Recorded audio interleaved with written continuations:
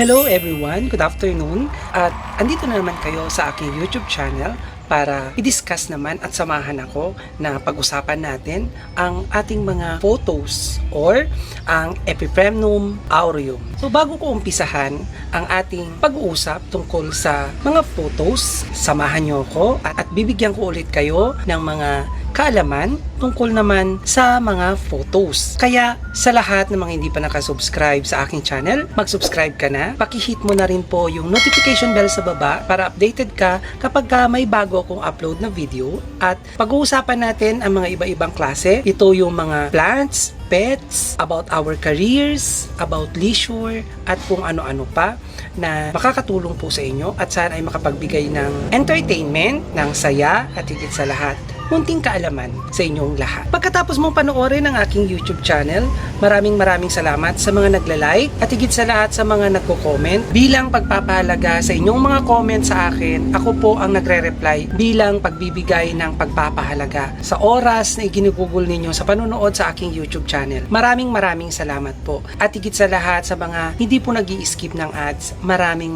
salamat po dahil nakakatulong ito sa engagement sa aking YouTube channel. Ako rin po ay may social media accounts, Facebook page, ang aking Instagram at Twitter. I-follow nyo po ako at i-heart. Higit sa lahat, pwede nyo rin po akong bisitahin sa aking TikTok at Laika. So tara na, samahan nyo ako at umpisahan na natin na pag-usapan ang mga photos. A few moments later. Alam nyo ba na ang mga photos ay one of the first houseplant that many plant novices start out with or for a good reasons. So ito yung kauna-unahan na naging popular sa atin dito sa Pilipinas at sa lahat ng mga plantito-plantitas. Bakit nga ba nauso ang mga photos noon? Dahil easy to take care po sila at highly versatile sila pagdating sa pag-aalaga. May mga iba-iba tayong pwedeng gawin sa mga photos kasi hindi lang magaganda ang mga ito at kaakit-akit ang kanilang kulay. Ano-ano nga ba ang mga pwede nating gawin sa ating mga photos plants? You can grow in hanging pots and kapag hinang po natin, nagkakascade siya downwards so magiging maganda. Pwede rin po na gawin po natin ito na may plant pole. Magiging maganda po ito, parang ganyan sa likod ko. So yan, magiging napakaganda kapag naglarush po ang halaman. At higit sa lahat, you can grow it horizontally on tabletops, mantles, and windowsills. So nagiging maganda ang mga tabletops natin kapag meron pong mga photos. Paano nga ba alagaan ang mga photos? Photos can grow in a low light. It will truly thrive in a brighter indoor spaces or outdoor spaces. Does not require a lot of watering. I-ensure nyo lang po na yung potting mix soil natin gets enough moist but not in dripping water. So ito kapag tumubo na yung mga photos natin, hindi siya nangangailangan ng sobrang pag-aalaga or sobrang attention. So yun lang, i-check lang natin kasi ayaw na ayaw din po niya ng ma-overwater o kaya magkakaroon din po siya ng mga insects like caterpillars kasi minsan kinakain ng mga caterpillars ang mga leaves ng ating photos. Pero alam nyo ba na minsan ang mga photos ay napagkakamalan din na philodendron or yung tinatawag nilang trailing philodendron. So, ano nga ba ang pagkakaiba ng mga trailing philodendrons sa ating mga photos plants? Pagdating po sa leaf shape at saka texture, meron po talagang pagkakaiba yan. Tara na, samahan nyo ako, tingnan natin. Ito ang Philodendron micans. Titingnan natin yung leaves niya. It has thinner leaves with smooth texture. Napaka-smooth ng texture ng leaves. Ang shape din nito ay heart-like and with prominent sinus in spaces between two rounded lobes where the leaves meet in the petiole. So yan, tingnan nyo po siya. Meron po siyang mga sinuses. Ayan. At nagbi-meet sila dun sa petiole. Ayun. So yan siya. So yan, makikita natin. Yan. Ang kanilang apex ay patusok. Ayan siya. Ayan. So, ito po ay ang mga philodendron na trailing plant. Ito din ay isang philodendron na trailing plant. Ito yung heart leaf. So, makikita mo talaga may sinus siya. Ayan. Meron pa rin siya. Nagmi-meet sila doon sa kanyang petiole na yung petal niya medyo patusok siya. Ayan. So, ito yung trailing ng philodendron. Ito yung philodendron heart leaf. So, ngayon, saka ako magbibigay ng mga varieties naman ng ating photos. Ito naman ang pagkakaiba ng photos. Photos leaves are thicker and it is a waxy feel. Ayan. Parang may waxy feel siya and slightly raised and with bumpy texture. So, may bumpy texture siya. Ayan. Obviously, it has an indented, ayan may indented mid-drip shape and it tends to look like a gardening spade. So, para siyang spade. Ayan.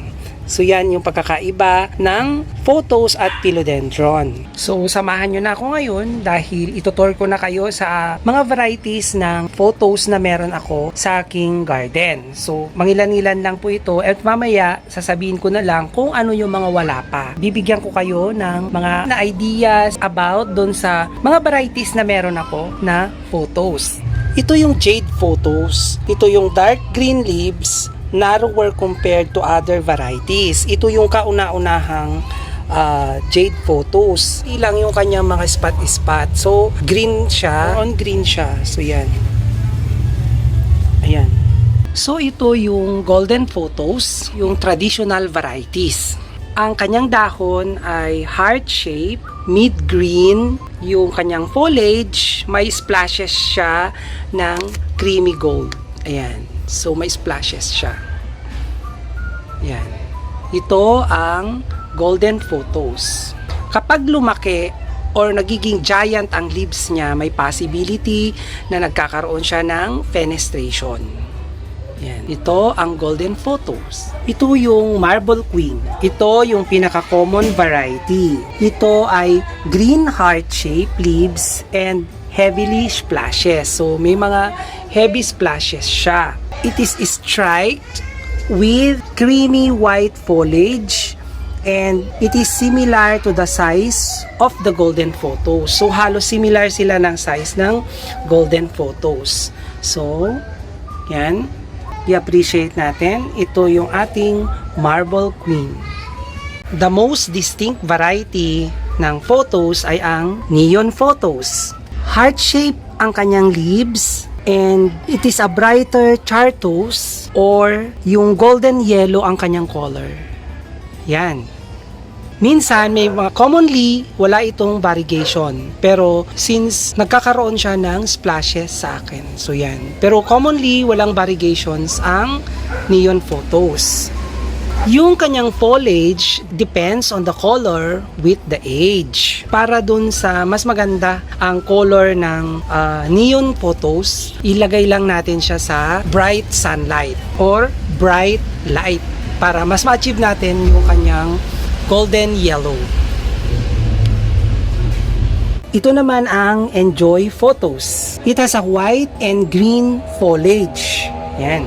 It is much white and bigger patches scattered variegation. So, mas malalaki yung kanyang spotted variegations. Ayan. So, ayan siya. Ito ang ating enjoy. So, ayan. Medyo maliliit ang kanyang dahon, pero makikita mo pa rin, nagka-crumple-crumple siya and may texture ng waxy texture sa kanyang mga dahon. So, yan. Ito ang enjoy photos. Ito naman ang manjula. It is a wide heart shape with green leaves. Ayan. Yung foliage niya is variegated with a shades of green, silver, white, cream, and light green. It has a wavy edges. Ayan. May mga wavy edges siya. Hindi siya kagaya ng ibang photo varieties na flat. So, may wave siya. So, yan ang ating manjula. Ito yung Shangri-La photos. Or, ito yung tinatawag na sleeping photos. Ito ay vining plant that will creep and climb. So, ang sleeping photos ay by variegation din.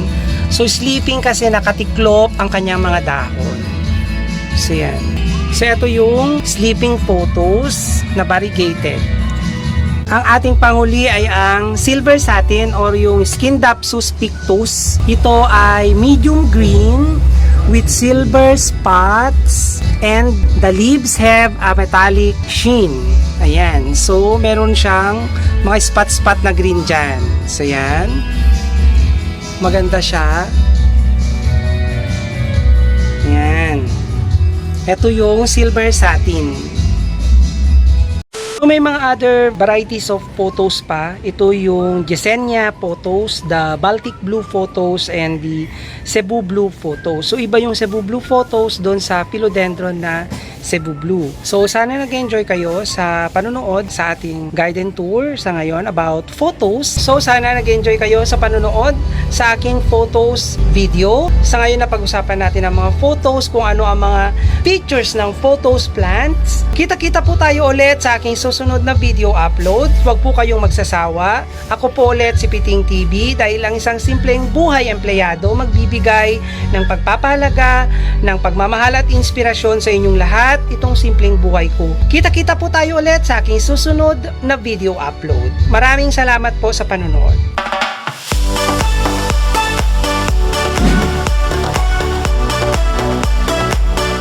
Maraming salamat sa panonood sa aking bagong upload na video. Huwag mong kakalimutan na mag-subscribe. Pakihit mo na rin yung notification bell sa baba para updated ka kapag may bago akong upload na video. Huwag mo din kakalimutan na mag-like, comment, and share my videos.